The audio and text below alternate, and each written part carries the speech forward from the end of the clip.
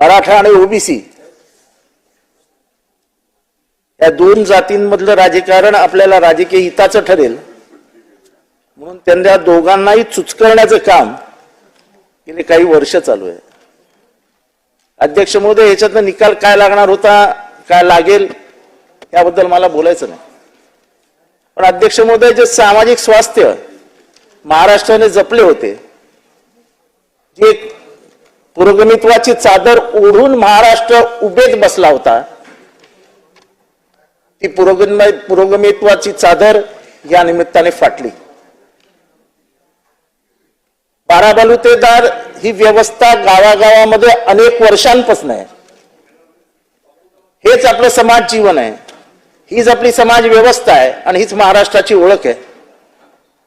त्यांच्यामध्ये कधीही वैमनस्य नव्हतं.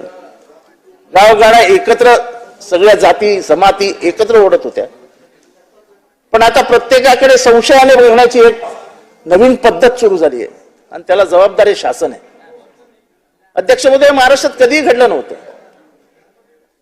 अध्यक्ष महोदय, जे काही चालीरीती आहेत त्या बघितल्यानंतर ह्यांच्या वागण्याबद्दल आणि ह्यांच्या मनातल्या वर्ण वर्चस्वाबद्दल शंका येते.